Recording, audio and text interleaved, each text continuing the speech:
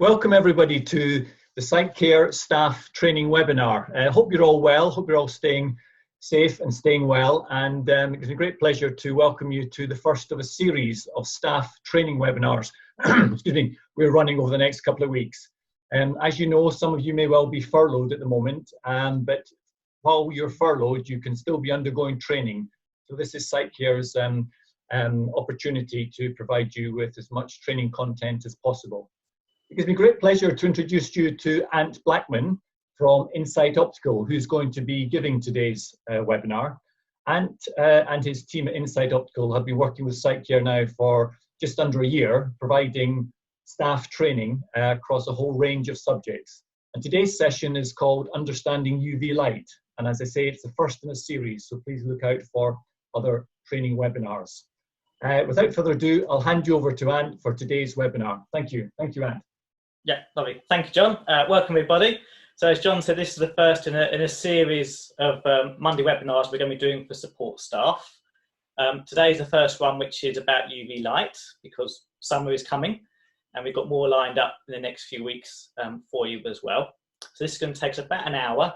At the bottom of the screen, there is the Q&A button for you to ask questions during the session.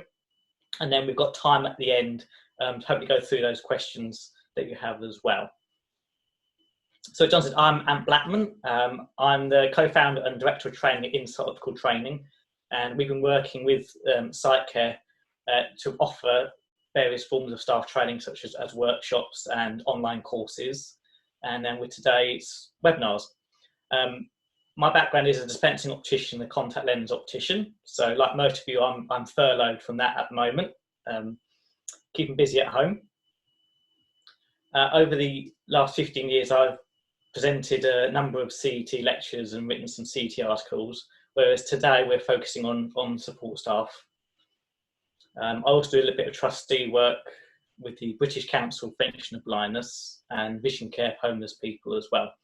So that's a bit about me, and as you can tell, I'm a bit of still a student, keeping busy, always learning, and hopefully you'll learn something from this session today as well. So hopefully you enjoy it. Ask questions, type them at the bottom of the screen, and in about 50 minutes time we'll go through those. Don't worry if you miss your question, we'll go through them afterwards and hopefully give you some answers. But the main thing really is, now that you're logged on, sit back, watch what's happening, enjoy. So we're going to start off with talking a bit about what UV light is, so make sure that you understand what it is when you start talking to patients about it, especially with the summer coming. We're going to look at the effects that UV light has on our eyes and also the skin around our eyes. And importantly, talking to patients about protection and what UV protection actually means, because what patients think it means and what it really means sometimes differs, particularly different standards of UV protection. So we'll start off with just the basic question of what is UV light? Well, we have something called the electromagnetic spectrum, which is this diagram on the screen here. I'm not going to go into the physics of it because that's really irrelevant for what we need to know. But effectively, the spectrum gives us a whole range of different wavelengths of energy, from the very small wavelengths down one end, the gamma rays, that are the very tiny wavelength size of atoms, up to the other end of the spectrum where you have radio waves that are massive waves, big as buildings. Now we can't see most of this radiation that's going on. The bit we see is a very small slither of visible light in the middle. So that narrow band of visible light is what our eyes perceive. The rest of it we can't see. But what we're really interested in today is the section next to visible light, which is the ultraviolet. So ultraviolet, these are areas of the spectrum that have shorter wavelengths, but more energy than visible light. And this is the effect it has on our eyes and our skin. So if we break down UV light into different parts, I'm sure most of you heard of talk about UVA and UVB and UVC, and this is technically here how it breaks down. So UVC has the shorter wavelengths versus UVA has the longer wavelengths. The first bit of vacuum UV we don't need to worry about on planet Earth. It doesn't make its way to us. So we're really interested in this band from 200 nanometers up to 400 nanometers. And that's broken down into these three sections of A, B, and C. And we have a little bit look, because each of these three things has a slightly different effect. Particularly UVA is the one that actually we should be worried about, but the one that actually doesn't get talked about as much as UVC and UVB. So if we start having a look at UVC, so the short band here of 200 to 280 nanometers. Now, the one good use at the moment with the current lockdown situation of UVC is that it has what we call germicidal activity. So UVC can kill bacteria and viruses. It's actually been used for that purpose for over 100 years now. I can remember when I was an undergraduate student doing my first degree in biological science, we had a field trip out to a water treatment plant that used UV light to help sterilise water. So UV, and particularly UVC, has been known to kill bacteria and viruses for quite a long time. Because of its wavelength, it actually has an effect on the DNA of bacteria and viruses. So it can actually damage those microbes, and therefore it kills them off, and it means that water is safe for us to drink. Germicidal UV is also used in some hospitals to sterilise equipment and operating theatres. So although UVC is dangerous to us as well, what I'll show you in a moment is actually that we don't need to worry too much about it, but it does have its uses. So I say it damages the DNA, kills the cells off, therefore they can't replicate and reproduce and affect us. You're probably going to start seeing a lot more talked about this with various equipment companies talking about UV devices. So in the corner, we've got a picture of a device from CentraStyle. We've ordered 2 of these for our practice at work to disinfect frames and hand tools. And the reason we've gone for that idea is that it's a non-chemical approach to disinfection. Now, we are still going to be using disinfectants at work. We don't need to keep cleaning our frames all the time with alcohol wipes. Because nothing is added, it makes it very straightforward and inexpensive.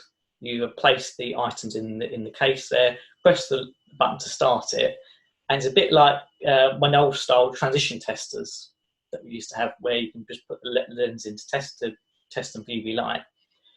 This is a slightly different wavelength because it's UVC, and in 2 minutes you can disinfect your frames. So you're probably going to start seeing some of these being talked about, and it's that UVC that's doing that high energy of UVC. Now, at normal ground level, we don't need to worry too much about UVC because we have the ozone layer covering most of the Earth, and the ozone layer blocks most of the UVC getting down to us.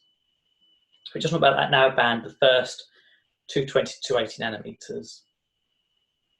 Now, any UVC that then gets through the ozone layer, which is a very small percentage, then usually dissipates as it travels from the ozone layer down to the Earth. So at ground level, we're unlikely in the UK to be exposed to UVC. That's great. That's one whole part of the UV spectrum taken care of. UVB, on the other hand, does make its way through. It's slightly longer wavelength, so it does have the potential to pass through the ozone layer. Now, the ozone layer does a very good job of protecting us. It blocks 90-95% of the solar UVB that reaches the Earth.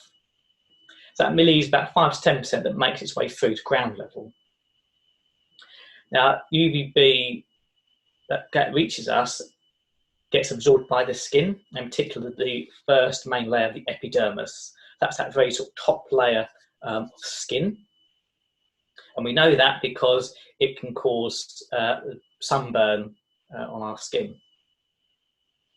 It gets absorbed into that layer and it builds up in this epidermis layer, and that's what then over time the skin with all the energy into it, actually then starts to burn. So it's not so much the heat, it's just a bit of energy within that layer that starts the redness. Now, like UVC, it causes damage. The same with UVB, it causes damage at that layer. So it doesn't go any further into the body, it's just that top layer of skin. So that redness just shows that all the energy from the UVB has been absorbed by that top layer of skin, and that's what then, of course, caused it to go red.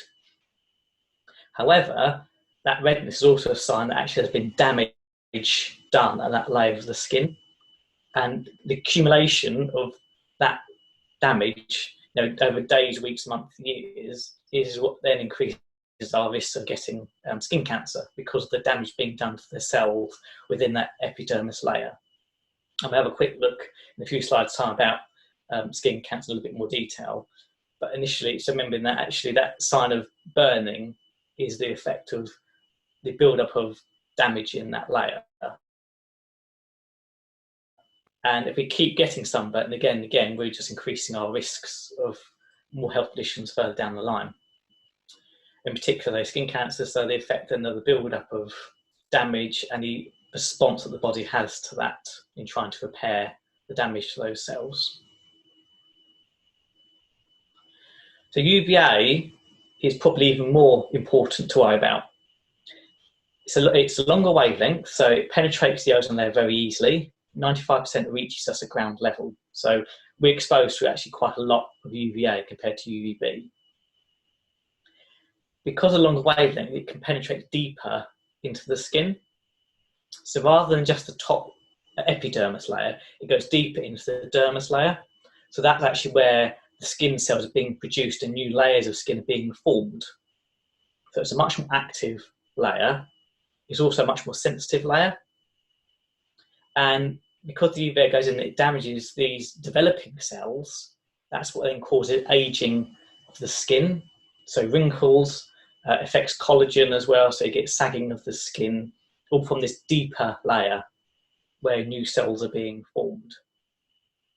Now, whereas UVB is only really present between 10 AM and 4 PM, UVA, because it can penetrate the ozone layer so easily, is around us all the time. So providing there is daylight, there is UVA.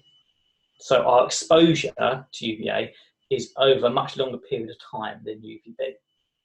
So in fact, it's quite easy to build up quite a lot of UVA damage without realising it. Because it goes deeper in, we don't get that same sunburn effect as UVB. But it's that long-term build-up that we don't see and don't feel. So we know about that fact that UVA and UVB is damaging the skin. And let's think more about eyes, because that's what we're doing. We're dealing with the members of the public, they're coming to us about their eye health. So we know that visible light passes through the cornea and the lens in our eye, because it's those two that focus it onto our retina, the back of the eye, which is what we see. Now UVA can pass through the cornea and the lens and reaches the back of our eye. So when we've got all this exposure to UVA, quite a lot of that is reaching the back of our eyes and our retinas and causing damage like it does for the deep layers of our skin. UVB, on the other hand, penetrates the cornea and gets absorbed by the lens in our eye. So again, think of the skin where it's damaging that top layer. The same with UVB, that can cause damage to these front layers of the cornea and to our lens. Now UVC isn't on this diagram because it doesn't really get down to ground level, and UVC doesn't have the right wavelength to actually penetrate into our eyes. So it's really UVA and UVB that we need to be worried about. So think of the actual damage that UV does to our eyes. Let's have a look at some of the conditions that can happen.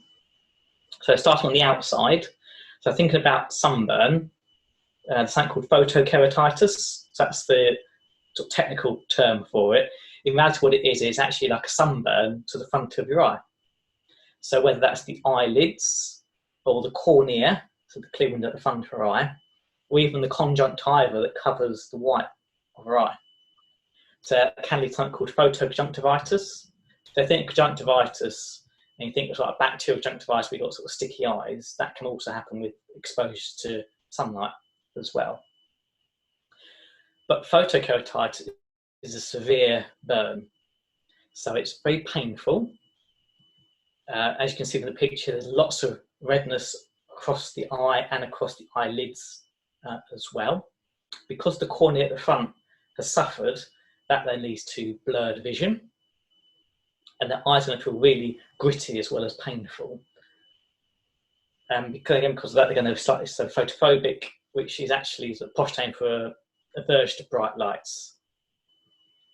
And then lacrimations is posh word for tearing. So again, they're going to be in a lot of pain, really uncomfortable eyes, lots of tearing because the body is trying to hydrate the front of the eyes. Now, where this can actually happen is skiers. So when you're up skiing, as I'll show you later, you can get exposed to a lot of UV. And people don't wear the goggles properly or take the goggles off, because of reflections of the snow, they can actually get a lot of UV exposure onto the eyes. And because we can't feel UV, we don't know the damage is being done. So take infrared, which is heat, we can feel that, but the UV we can't. So some day, and it's in their eyes, this is something that can happen. Now, luckily, this won't cause long-term damage. As a contact lens optician, I've seen this in a couple of patients during my 10 years as a contact lens optician, and it takes a good sort of week or 10 days to dissipate. And you've got to treat it like with sunburn on the skin. So lots of hydration, moisturising drops, and then just waiting for the body to heal. And hopefully that will treat the person less and they won't do it again. Now, another condition that's caused by exposure to UV is something called pterygium. Now, with pterygium, it's essentially a little growth on the conjunctiva. So this doesn't happen overnight. This is usually something that's brought on over years of exposure to UV. It usually happens on both eyes, and it starts towards the nasal, so towards your nose, and grows outwards towards the pupil. So it usually starts with a small lump. It's completely painless, not have any symptoms. It's just more that it looks cosmetically unappealing. You can see these vascular blood vessels. And over time, it slowly grows across towards the pupil. So it's not really going to affect our vision. It would only be once it's actually made its way across to the pupil that it would then have a risk affecting our vision. So it's got quite a long growth period before it gets there. It tends to be more common around sort of parts of Africa and the Caribbean, where there's less understanding of UV protection. Also, people that spend careers out on the sea as well can also develop it as well, because again, there's a lot of exposure to UV. Now, cataracts are actually that is much more common in the UK. So in 2019, the NHS did 366,000 cataract procedures. So extremely common in the UK. Cataract really is to do with the clouding of the lens in our eye. So normally our lens is nice and clear, but over time that lens starts to deteriorate and cloud over, and that then causes lots of light scatter within our eyes. It impairs how much light gets to the back. And now that does happen naturally to the lens, but UV exposure speeds up that change. So the first signs are usually a change in prescription. So normally we call that a myopic shift. So the patient will find they get more short-sighted, so they get more minus in prescription as the cataract develops.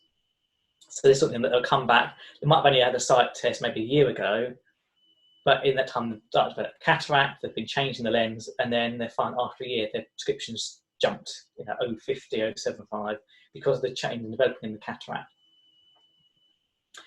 Once the cataract develops a bit bigger and becomes a bit denser and discolours more, it will start to affect the vision. So they won't be able to get as good acuity on the test chart in the consulting room. They'll also have problem with glare. So I just showing the picture in the top right. instead of the light coming in and being focused on a nice beam on the back of our eye, it starts to be scattered by all the distortions in the lens itself.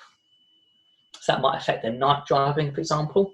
They're sometimes getting a little problem with glare. And if you leave it to go be completely dense, like in the photo of the eye here, then that actually starts to affect colour perception.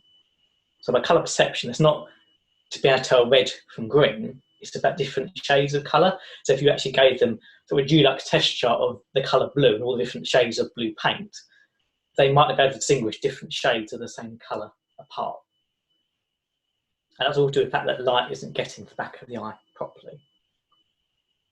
So normally, say the lens will discolour with age. So the way I like to explain to students normally is, think about when you're frying an egg and you break the egg into the saucepan, and normally you've got the yellow yolk and then you've got the clear egg white around it. As you cook the egg white, it starts then to go cloudy and then becomes white. And that's what happens with the lens in our eyes over a much longer period, obviously, but that protein starts to then change, become cloudy and become opaque and white. In the human body, our lenses, the same sort of thing, and they start to yellow with age. So you can see that in the picture here, that the 15-year-old, very little change in their lens. As time goes on, that your lens starts to become more yellowed. But UV light speeds that up. So there's been some work done in Africa, some of the sub-Saharan African countries, looking at cataracts, because in Africa, cataracts is one of the biggest causes of blindness, and it's treatable. And in Africa, you can find people in their 50s that have cataracts equivalent to people in their 80s in the UK, because they're getting much more UV exposure. So we know that the UVB that gets through the cornea gets to the lens and absorbed by that lens, and it's that's causing this deterioration of the lens that's quicker.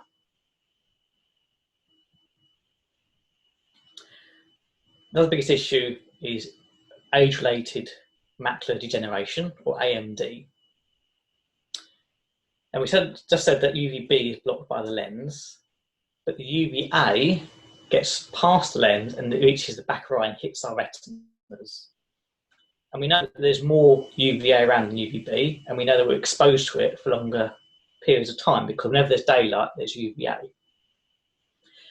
And the UVA gets absorbed at the back of our eye, gets absorbed by the retinal pigment epithelium, and the pigment there absorbs the UVA and it gets damaged.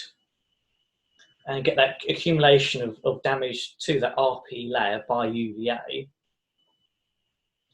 causes death to things like photoreceptors, that what we use to see.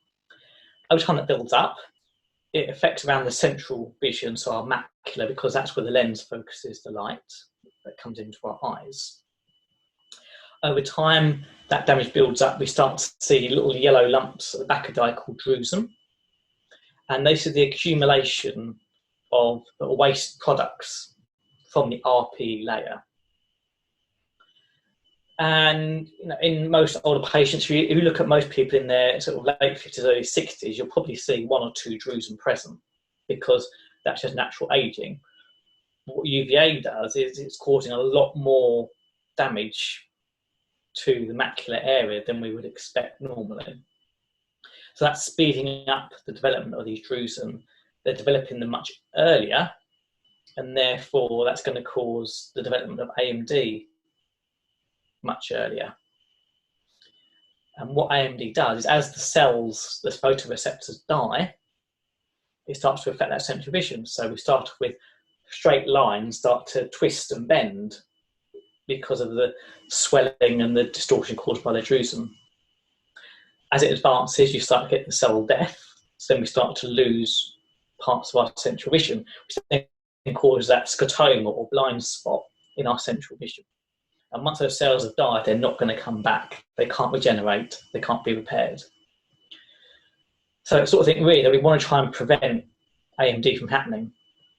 Now, although research has been done that actually if we live long enough, most people will get AMD, but by blocking UVA from getting to the back of our eyes, we can actually prevent AMD from developing until much later in life. So in such respects, most of us will die before we get AMD. So it's quite important then that we talk to people about UV protection from a young age. We don't wait until people are in their sort of 50s and 60s and then say to them, you've got the start of cataracts, or you've got a couple of druids, you think about UV protection. The damage has already been done by that point. We need to be talking to people much earlier about UV protection so we can protect them over a much longer period of time and prevent much more damage from occurring in the first place. But people think about skin cancer, and that's quite known, but patient understanding about eyes and UV is quite poor. So related to skin cancer, there's 3 types of skin cancer. You've got the melanoma and non-melanoma. And skin cancer had a lot of publicity over quite a few decades now. However, it's still the 5th most common cause of cancer in the UK. So in 2018, there were 160,000 new diagnoses of skin cancer in the UK. So although we think skincare has done a good job of talking about UV, the message still isn't obviously getting through, and people have even less understanding about eyes and UV. Now, melanoma is quite interesting because a melanoma, or malignant melanoma, which is the more dangerous form of skin cancer, can either be a mole that changes in shape, size, or colour, but it can also be a newly formed mole, and that's what's more scary. So what happens is then a melanoma is affected by the melanocytes, so they create something called melanin in the skin, which gives it its colour. And if you're developing a new mole, that means you've got those cells actually newly active and are replicating fast. And it's from that where UV exposure can then cause it to then turn into malignant melanoma. The thing with melanomas is they can appear anywhere in the body, not just on the skin. They have been shown to appear on the iris in our eyes. Now, as a contact lens optician, I see a lot of eyes, and certainly when I'm doing a contact lens assessment, if I see any bits of pigment on the iris, particularly on people with blue or green eyes, it's easier to see. It's important to actually record it on their records so that in years to come we can go back and check that nothing's changed with that. But it goes to show that actually, yes, it's on the skin as well, but our eyes can also be affected by that. And sort of thing that patients may not take much notice of it because they may not think of it as being dangerous on the skin, but we can see it as eye health people that actually look into their eyes, taking a PD, measuring fitting height, checking a contact lens. Now, the most common type is the basal cell carcinoma or rodent ulcer. So these are the non-melanocyte ones. So these come from the epidermis. So that's that top layer of skin caused by UVB. Now, these are caused by sun exposure to direct UV damage to the skin. They start off as smooth and shiny little lumps, and people don't take a lot of notice of them. They get ignored. And over time, they then start to go from this pearly, smooth white to then start to sort of crust over. I think with these rodent ulcers is actually they're more prevalent on the skin around the eyes and on the eyelids and on the ears. So as people that are actually fitting glasses to people and checking the fit of frames, we could be seeing these sorts of lumps and bumps on people. The patients might have ignored it, but I know from first-hand accounts of patients that actually have had these little lumps on there. You say to them, have you ever had it checked out, or how long have we had this? And they kind of brush it up and ignore it because these rodent ulcers are very slow in developing. People just sort of get about them. They don't really hurt that much. But actually, it's a sign of actually a cancerous growth from that epidermis. The other one we quite like to see around the eyes and the eyelids is the squamous cell carcinoma. So again, these start off quite small, but these can actually look like scabs and they can bleed. So whereas the rodent ulcers were quite smooth, these have quite a rough centre. And again, from the top layer of the skin, and say in the picture here, it's got that sort of central sort of crusting where it's sort of wrapped it up and bled. Again, a lot of the general public don't see these things as cancer. They just see them as annoying little, warts or lumps on their skin. And again, because the head is exposed to more UV than any other part of the body, people could get these things on their ears or around their eyes, on their nose, and not think much of them. But we can see these things because we're looking at their faces, fitting glasses and taking measurements. So there's no harm in asking patients about their lumps and bumps and if they've had them checked. Because if left untreated, things like the squamous cell carcinoma will grow and grow and grow. And the only way to remove it is to cut it all out. But if someone's got that, on their ear, someone's got that on their ear, that means they're going to have quite a bit taken away. So the sooner these things are caught, the better.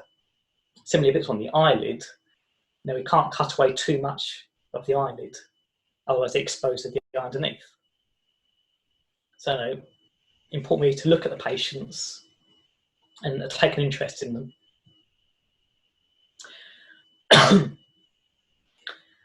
Now, we said earlier about UVA is around us when there's daylight, and the actual angle of the sun can make a difference into how our eyes are exposed. So over time of evolution, we've built our skulls with our brow line and our eyes sunk into the orbits in our eyes. And that's quite good for protecting us from the direct sun during the midday, so when UVB is highest. But in the early hours of the morning, when the sun is low, it's directly into our eyes. So you think back in winter sun, when you're going to work, the sun's quite low in the sky. So within skin, we talk about UV being exposed and at risk between 10 and 2, because that's when the sun on our skin is most intense. But because our eyes are sunk into the skull, actually the maximum exposure for our eyes to UV is that 8 o'clock in the morning to 10 o'clock, and then in the afternoon 2 till 4. So that's not the additional time we would normally be thinking about, sun protection. So our eyes are actually at risk at different times of the day to our skin.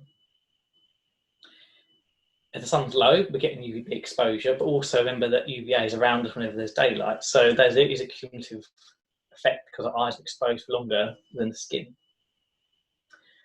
It's also things as well that when people go out during midday sun, they either try to avoid it or they might put their sunglasses on then, but it's that risk during the early hours and the afternoon that we need to be worried about, and that's when people get caught out with eye exposure to UV. They're doing a good job protecting themselves and their skin, but forgetting about their eyes. Because they just assume that the sun is strongest between 10 and 2, because that's what they're told, because that's what the skin people have been telling them for years, that they're avoiding the midday sun. But for our eyes, they're not affected that time of day, it's those other hours. But an awful lot of exposure comes from reflectance. So the surfaces around us will affect, again, how much UV hits us. So it's not just the direct from the sun, it's those reflections. So grass is quite good because it only reflects about 5% of light. Water is double that at 10%, and then concrete is similar, about 12%. But you go on to sand, then it's 20% reflectance. So all of a sudden, you're going to get much more UV exposure at the beach than you would do at the park, because you're getting a lot more UV reflected off of the sand onto you. And snow is an incredible 88% reflectance. So that's what I said earlier about the skiers and the photokeratitis. Because if you're skiing, you think there's snow, you don't think about UV because it's not sun, it's not warm, but that sun that is there, 88% reflects off the snow and increase your exposure dramatically than it would do normally. Also, when you're skiing, you're at high altitude, so the higher up you are, again, you're increasing your UV exposure. This is why that people that go skiing and don't have the right equipment can easily get that sunburn, that photokeratitis to their eyes quite quickly within a few hours, because there's so much more UV exposure than there would be at ground level and on grass. So the surroundings have quite an effect on increasing that exposure to UV. And this reflectors applies to UVA and to UVB. So it's quite important then that we think about protecting ourselves. And normally we'd say, oh, sunglasses, that's the answer, that's what we need to protect our eyes. The trouble is, a lot of people don't have a pair of sunglasses, or they're an old prescription, so they don't really like wearing them because they can't see as well. They might be broken because they only think they wear them a couple of weeks of the year. And we don't have them with them all the time. They've had to let them in the car or let them in a bag. The other thing to think about is people tend to wear sunglasses when it's very bright sunshine. But we know that UVA exposure is around whenever there's sunlight, regardless of how the time of day. As long as it's daylight, there's UVA exposure. We also know that our eyes are more prone to UV exposure in the early hours of the morning and in the afternoon. Again, when people tend not to be wearing their sunglasses as much. Also, we know that the low sun, particularly in winter, is shining, directing that UV towards our eyes more. And again, we're less likely to wearing the sunglasses. So in theory, we're spending not a lot of time in sunglasses and more in normal glasses. So obviously, if someone's going on a holiday, that's when they think about sunglasses. And, we say about having dark lenses, maybe having some thick sides and a curve or wrap for the glass, because the more wrapped they are, the more they're going to go around the eyes. The trouble is, a lot of these styles of frames are not very glazing, particularly varifocal high prescription, you're not going to get the blanks. So a lot of people are going to rely more on normal frames and lenses. So the sunglasses are fine for their 2-week holiday, in the summer, but for the rest of the year, we're just wearing our clear glasses. So what do we know about the protection that our clear lenses are giving us? Well, in the UK, we've got some British standards that manufacturers adhere to. And they state that UV protection for normal ophthalmic lenses is up to 380 nanometers. So if the lens says it blocks 100% UV, it needs to block up to 380 nanometers. The big issue there, though, is that we know that UVA goes up to 400 nanometers. And the standard sunglasses and tinted lenses states that protection is 400. So we've got a discrepancy between what clear lenses and some lenses are. So you can have a clear lens at 380 or a sun lens at 400, and they can both be labelled 100% UV because of the different standards that they're measured against. And actually that's quite an important point, really, because if clear lens is only blocking up to 380, we know that that block from 380 to 400 of UVA is still penetrating the lens and getting into our eyes. And we know that that UVA damages the retina at the back of our eyes. Those higher wavelengths are going to do more damage, and therefore a lens at 380 letting through that extra UVA is only blocking 60% of the UV damage. So a clear lens is still not providing us with full protection compared to a sunglass lens. So on those periods of time people aren't wearing the sunglasses, their eyes are not actually properly protected. Even though we think, we're saying to people now, oh, polycarbonate, 100% UV, it's not really 100% though, is it? We're still letting 40% through. So what can we do about that? Well, think about clear lenses. Standard CR39 to 1.5, which is what most lenses are. That's the biggest section of the clear lens market. A standard CR39 lens blocks up to 3860. So that then area 360 to 400 is still getting through the lens to the eyes.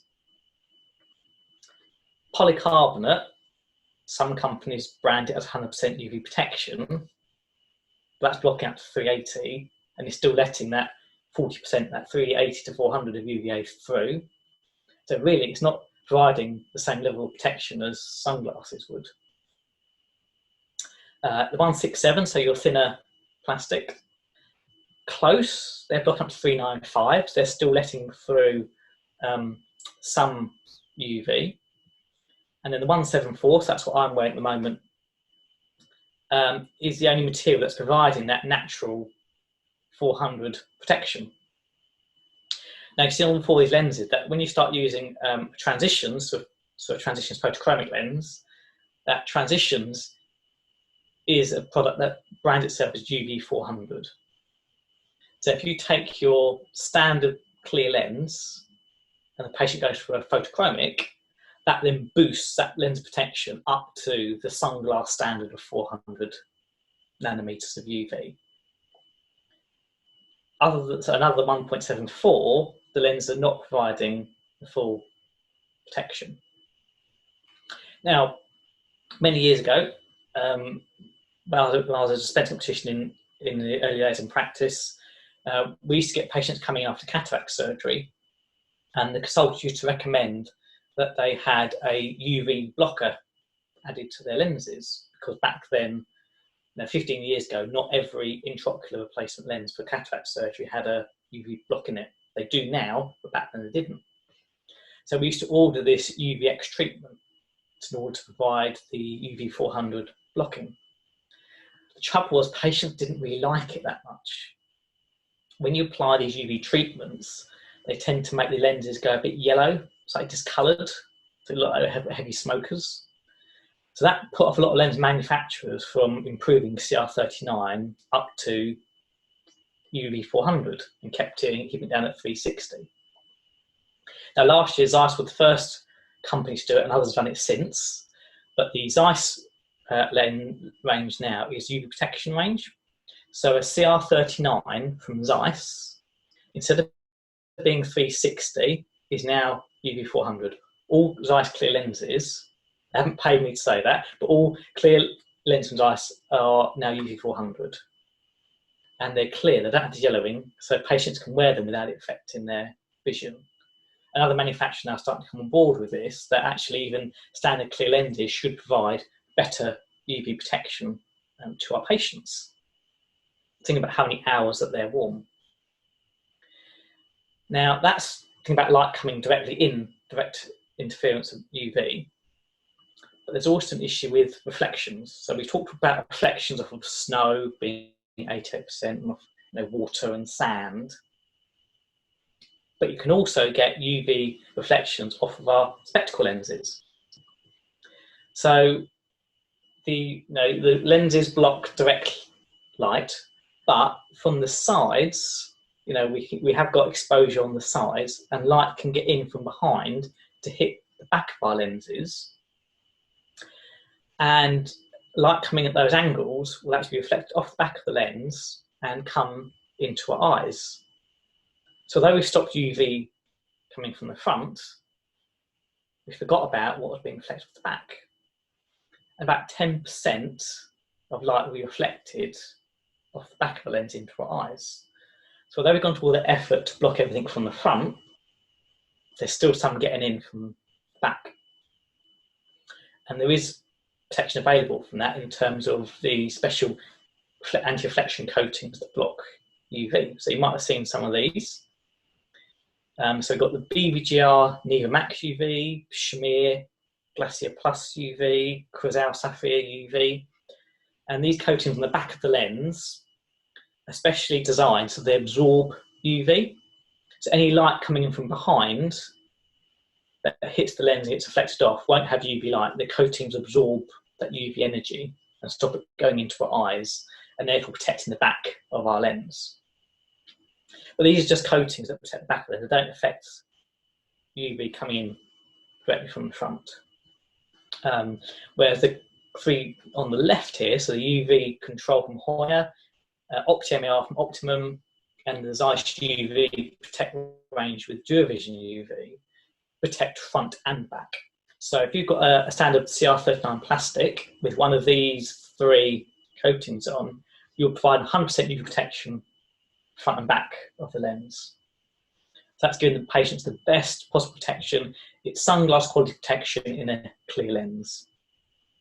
And that can have lots of long-term effect on protecting their corneas, their lenses, their retinas and maculas at the back of their eyes. So that's our big tick there. We can protect our spectacle wearers. What are contact lens wearers? Well, again, the standards for UV protection. And a lot of the contact lenses you offer in practice will have a class to them. So the class 1 contact lens UV is things like Johnson & Johnson's Oasis and Vita. And these provide a minimum of 90% UVA blocking and 99% UVB blocking. So it's quite high levels of blocking from a contact lens, stopping the light getting to our eyes. Obviously doesn't protect the light getting to the area around our eyes, the eyelids, but certainly protecting the back of our eyes, the lenses and our retinas. There's also a class 2, so these are slightly weaker, so they're only blocking half the UVA, but still 95% of UVB. Again, pretty good. And then other lenses provide no UV blocking at all. So not all contact lenses are the same, just as all spectacle lenses are not the same. So if talking to patients about UV protection, actually think about what product is it. So we know we've got class 1, there's also class 2, so that's your moist and your clarity in my day from Cooper Vision. If you've got a product from Alcon, it's probably not providing any UV protection at all. So in summary, then we've got protection from a high refractive index. We can choose a UV treatment, although they're not particularly nice looking unless they're a clear lens option. We can just justify correct lenses to patients. And we can also look at specific UV coatings. So rather than just recommend just the bog standard MAR, actually going for a better quality coating that includes UV protection as one of the many benefits.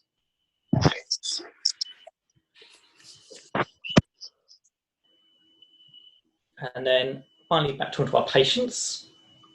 So again, they come to us for advice on all sorts of things. So we used to have something called slip, slap, slop in Australia. That's now been upgraded to slip, slap, slop, slide, and slip. So we got seat shade, slop on sun cream, slip on a shirt, slap on a hat, and slide on your sunglasses. So Australia's got the habit of actually protect the eyes more, and going into the shade, putting on a hat with a brim, and putting sunglasses on is a way of protecting your eyes rather than just the skin. And that message really has never really gained that much traction in the UK. But it's important as I help people, that particularly as summer's coming, start to promote sunglasses more, that we are getting that message across better to patients. It's not just the skin that needs protecting, it's our eyes as well. And we said about the exposure can vary from intensity of the sun. So there actually is something on the weather forecast in the summer of a UV forecast. So the BBC does this, and they do a colour coding system. And actually from the Cancer Research UK, that they help with this, is that the lower colours are 1 and 2 are the green, which is what we tend to get winter. But even this time of year, when we're out in May, we're still getting these actually yellow moderate to high levels of UV exposure. So even if the weather, we don't think it'd be in summer, we're still getting exposed. And it's only actually these upper ends, sort of your sort of 7s and above, that people are wearing their sunglasses. At the lower end, they're not. So there's still UV exposure, but people are not triggering it thinking about sunglasses. Again, that's why having that UV protection clear lenses makes a lot of sense. And then think about SPF. So we know a lot about that. Those sun creams in the supermarkets and the pharmacies for SPF. But even that isn't fully understood by people. So we know we need to put it on before we go out, and we apply it regularly. And if the skin gets wet, we need to reapply it. But there's confusion about what that means as well. So we know that what the thing about sun protection factor is to do with protecting the skin from burning. So that's our UVB. And it's comparison of unprotected skin versus protected skin. So if you're someone that would normally burn in 10 minutes, then by applying a factor 15, you're giving yourself times 15, that would be 150 minutes of exposure before your skin burns. So it's actually, there's actually some protection. It's protection from burning, not from direct UV, because what we call SPF doesn't actually guarantee protection. Because if you double the SPF number, say from 15 to 30, that's not actually doubling your protection from UVB, and it means very little for UVA, which we know does more damage because we're exposed to UVA a lot more. So an SPF 15 will block about 90% of UVB, but as we increase that, we still don't actually get to 100%. Even at SPF 100 is 99%. So although some protection factor is good, it doesn't really tell us an awful lot about UVB protection, and even less about UVA. So the UVA, we have a star system. So when you're buying your sun cream holiday, look at the labels. And a quick test that I did is we've got two sun creams here. We've got Aldi own brand at $2.29 for 200ml versus Ombre Solaire Clear Protect. So the Aldi one's an SPF 30, Ombre Solaire SPF 50, and more than double the price. However, the more expensive one is only providing a good rating of UVA protection, despite being factor 50.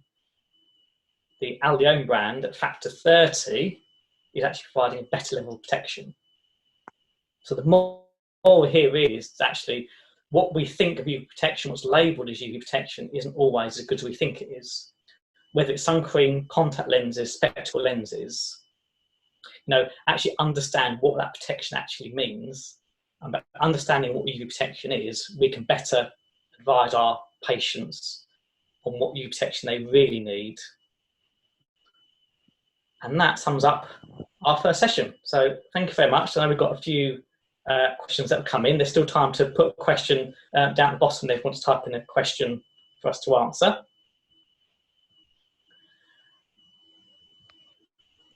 We'll go into it in just a moment, but if you want to contact me afterwards, that's my email address. Contact me via the Insight website. Or while you're there, have a look at our courses and workshops. We do quite a bit of work with the SiteCare as partners. So don't forget to look at the SiteCare website.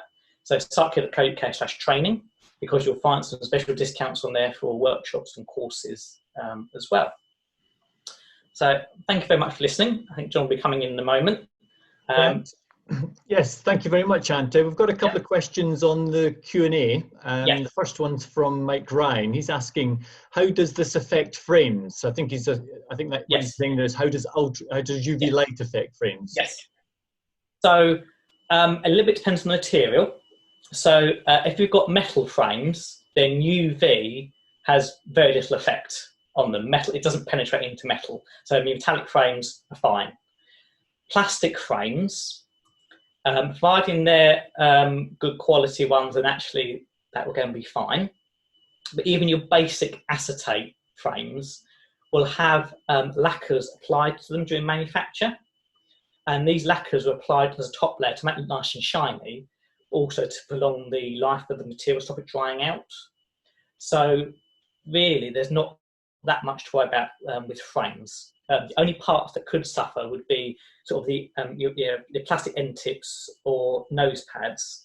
They would tear a little bit, but the actual main frame itself won't be affected by UV. You're fine with that.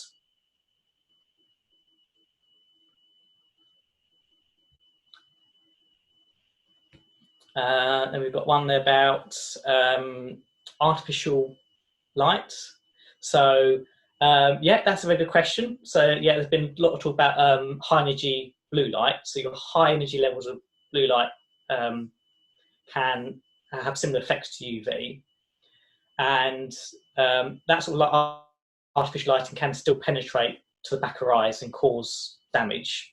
So it's similar to UVA in effect it can have on our eyes. The difference with UV is that we're exposed to much higher amounts of it than the artificial lights.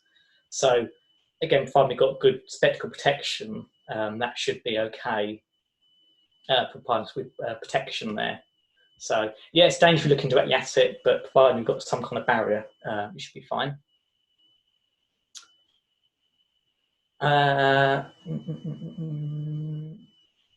We've got about sun cream around your eyes. So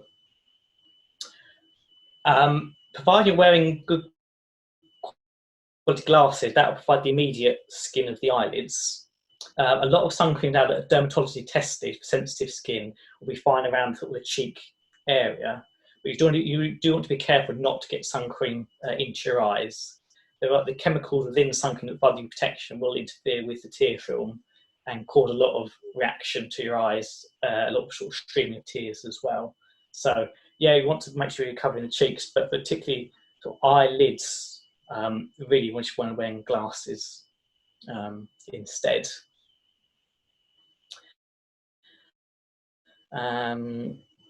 Brilliant. Another question about the slides. Yes, yeah, we are going to have this presentation recorded, and there is a handout we're going to make available as well with the slides on it. Lovely. Brilliant. Thank you for that. We've got quite good questions there. That's taken us a good time there. One last bit to mention is we've got another webinar tomorrow that some of you are registered for, which is about infection control, which is at 11 o'clock till 12:30, so it's like extended webinar. And then as part of this new series of support staff webinars, we've got one next Monday, so the 18th, same time, 2 o'clock. And that's going to be looking at an introduction to low vision aids.